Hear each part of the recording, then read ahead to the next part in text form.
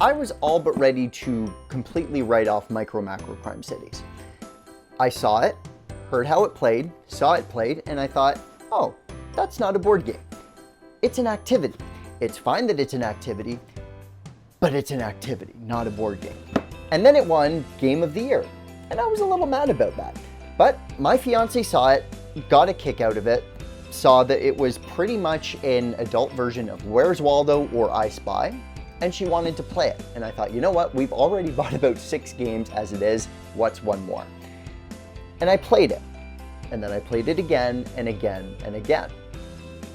And I'm still not sure whether to call it a game or an activity, but I am ready to call it fun. And here at Get This Game, we firmly believe that there's a game out there for everyone, and that usually the right game has the right fit for the right person. And as someone who didn't think that this was the right game, I'm really excited to talk about a little bit how it works, our first impressions of it, and ultimately what I'm gonna rate it. And before we get started, I'm Jake, you are watching Get This Game, and this is MicroMacro Crime Cities.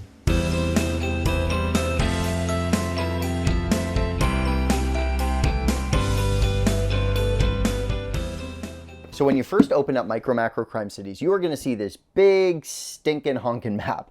I can't believe they were able to fit this into such a small box. Along with that, you are going to get a number of envelopes, and you're going to place case cards into those different envelopes. Now, each game comes with, I believe, 16 different criminal cases, which is pretty good.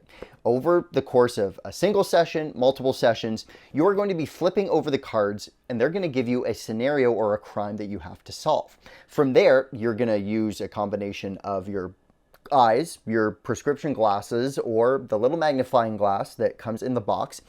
And you're going to start looking for clues and working your way back through the timeline to try and solve the case. You see, the map is meant to represent different moments in time. So if you're looking at square A1 in the top left corner and you see that someone's been robbed, you can backtrack and work your way across the map to like C2 and find the culprit slowly working his way toward the scene of the crime. And as you're working through the cards, they're gonna give you prompts, questions that need to be answered. And if you can find the answer to the question on the map, you get to see if you're right and then move on to the next clue. You'll be working your way through. You might be trying to answer questions like, where did the unaliver put the unaliving weapon? Where did the robber go and how did he make his escape plan? You're gonna make your way across the board, scanning to see if you can find on the map where that situation happened. And then you'll take those coordinates and see if you get the right answer. You'll keep working your way back further and further until you have all of the different clues answered and you ultimately find the criminal. So if you're new here, we're gonna rank this game based on the Get This Game scale. What I'm gonna do is I'm gonna rank 3 categories out of 10. Number 1, gameplay and design. Does the game work effectively and is it interesting? Do I see any little kind of innovations and is the game doing something new? Are there certain moments that I wanted to point out that are like, oh, I really like that design element? That's number 1. Number 2, presentation. Are the components good? How does the game look? Is the art really good? Does it tickle my fancy, for lack of a better term? And finally, a category I just call the fun factor. How was my personal experience with the game? Did I have a good time all the way through? Now, that's going to be a little bit subjective. If you do follow me on TikTok, you probably are starting to understand my taste, so feel free to check me out there, get a sense of what I like, and then the fun factor will make a little bit more sense. And from there, we're going to weight those categories a bit differently and average them out to get a kind of overall grade. Gameplay and design is going to get weighted a little bit higher. Obviously, that's the most objectively important part of a game. And presentation is going to get weighted a little bit lower. As I say, a game doesn't have to look great to be great. So for gameplay and design, this is going to get an 8. Look, in the end, as much as I griped and worried about it, it really was ingenious how they built out these 16 different cases on this map, and you were actually working your way back through time to discover and uncover the mystery. It was, in the end, pretty innovative. It was something that I hadn't necessarily seen in a lot of games before. I was also pleasantly surprised that the difficulty increased over time. After we got through the first couple scenarios, I thought, oh, we're gonna blow through this in like 2 hours and then this box is gonna be done. I'm never gonna use it again.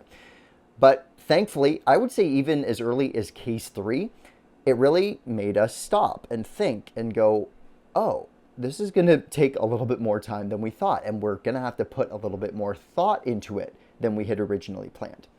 I also really appreciate in the design how they added certain elements to the map to make it more difficult. It wasn't just adding a bunch of extra clues that you had to work your way through.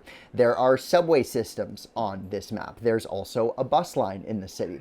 If you run into either of these and the criminal uses either of those modes of transportation, they very well could start at one end of the map and work their way all the way over to the other side, and you could have no idea. That was a little bit of a challenge in a good way, because we ended up having to deduce, okay, if they are there right now, then that means they could be here or here. It was just a really good, thoughtful way of adding game length and difficulty without just adding more clues to work through. I will say that I think there were a few situations as we were working through where we thought, well, is that the right answer? Is that the right clue? Does it apply to something else? Those moments were pretty few and far between. I would have liked maybe just a little bit more clarity and specificity with the questions that would have maybe helped us just make sure, okay, we're going to flip over this card now. We are fairly confident that this is the right answer, but let's just see. Obviously, that impacts the difficulty and the challenge of the game too. So that's why this gets an 8 in terms of gameplay and design. I will say, and this is kind of straddling the design aspect and the presentation aspect, this game's an absolute beast on the table. It's probably about 4 feet wide by about a couple more feet tall. Be ready to get a big table for this. I also question whether you would even want 4 players playing this game. That is the max player count. We played it with 2 the whole way through, and it was really nice, as you'll see in the B-roll, being able to move around the map efficiently, with us both feeling like we had a lot to do at the same time. It wasn't like one person was kind of sitting in their one little section, not sure what to do, not really getting any clues. We were really dynamic and active around the table, and I think you need that sort of dynamic to make this game work. You want to be jumping from one end of the map to the other. We want to be scouring the map like a police detective would on one of those big cork boards.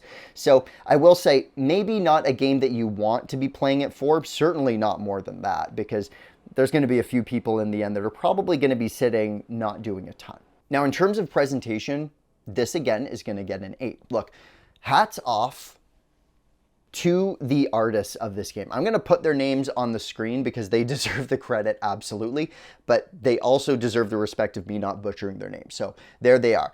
There is so many intricate little bits and pieces to this map. It might look kind of almost like stick figure-y in design, but there is so much packed in. Little quirky moments and jokes that were added in by the designers. Just the undertaking of this as a whole is a lot of work, and I really have to respect that full-heartedly as someone who has like no artistic ability.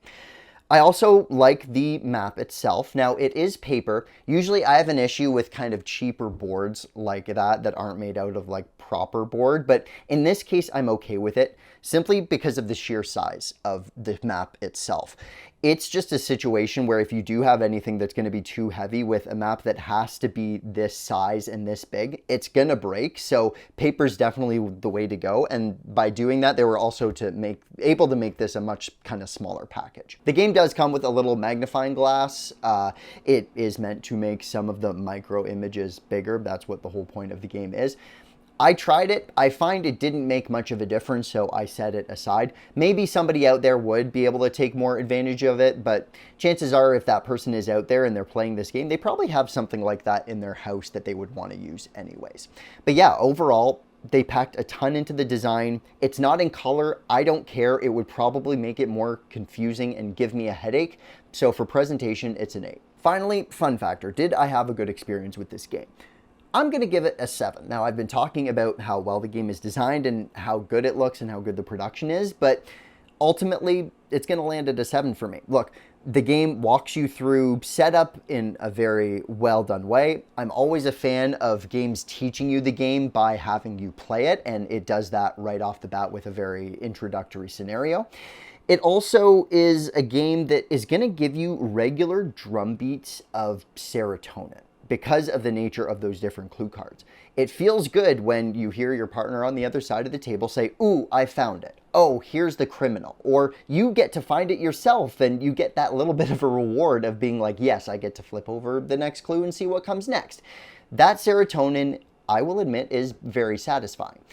Ultimately though, like I said at the top, I'm not an I Spy guy and I'm not really a Where's Waldo guy, so this type of thing just isn't going to be as appealing for me as it should.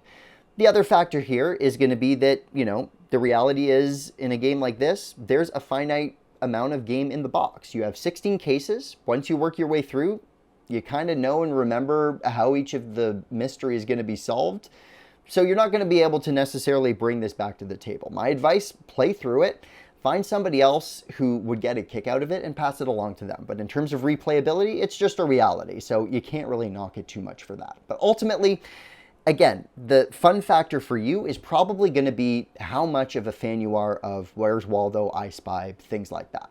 So that's why for me, this sits at a 7. So with that being said, the overall Get This Game score for MicroMacro Crime Cities is going to be a very solid 7.7. This is an extremely well-designed thing, still not ready to call it a game, that it is clear a lot of work and love was put into the box. So you can't really knock it for that. If you are a fan of kind of the adult version of I Spy, then you might want to get this game. Thank you for checking out this video. My name's Jake and this has been Get This Game.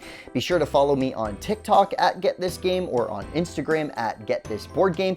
Leave a comment, let me know your thoughts on MicroMacro Crime Cities. Give it a like, share it with someone if you feel like it, and be sure to check us out next time.